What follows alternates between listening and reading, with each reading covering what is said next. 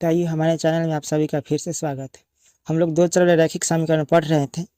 दो चर रैखिक समीकरण में आज मेरा ये 13वां क्लास है और 33 में और भारतीय गणित के बुक से एक्सरसाइज 2 के ए में 33 में ए बी सी तीनों क्वेश्चन है, जिसमें से ए और बी आपको बनाना है, सी हम बनाते हैं। तो देखिए कैसे बनेगा। कहता है टी का मान निकालना है।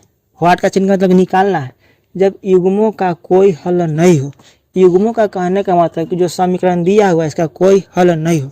तो दोस्तों आपको याद आना चाहिए कि हम लोग पिछले क्लास में पढ़े थे अनगिनत हल हो, एक एवं केवल एक हल हो और कोई हल नहीं हो, सबका फॉर्मूला हुआ था। तो आइए एक बार हम लोग इधर नज़र डाल लेते हैं।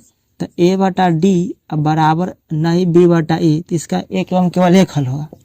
और दूसरा था कि ए बटा डी बराबर बी बटा ई और बराबर सी बटा एफ, तो इसका अनगिनत हल था, अनगिनत था। और तीसरा था ए बटा डी बराबर बी बटा ई और बराबर नहीं सी बटा एफ, तो इसका कोई हल नहीं था, कोई हल नहीं, यानी कोई हल नहीं होगा इसका, एक एवं केवल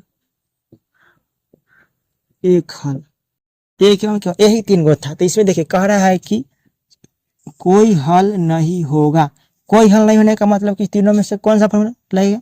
ये तीनों टाइप का फॉर्मूले होते हैं।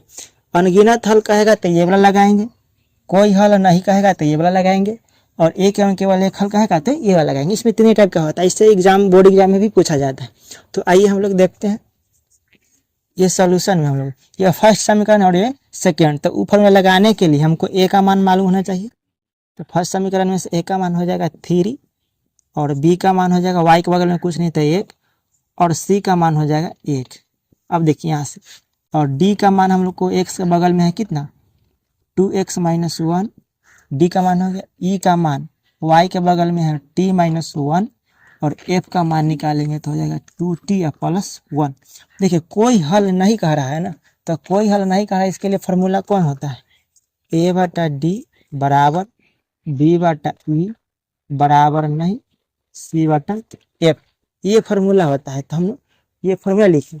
अब देखिए ए का मान कितना है 3 है, तो ए का जगह पर 3 रख देंगे।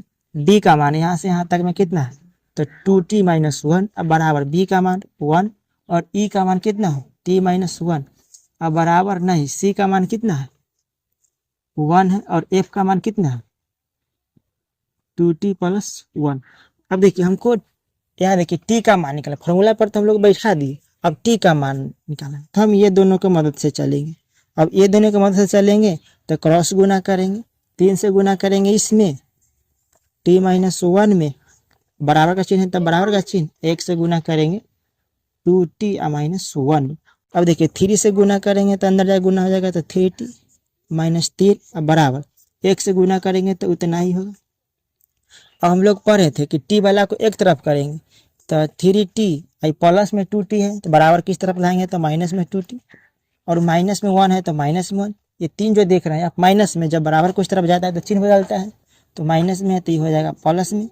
अब देखिए 3 गो टी है, इसमें 2 गो है तो 3 गो में से 2 घटेगा तो 1 टी बचेगा और ये बचा कितना 2। ये टी का आपका आंसर हो गया।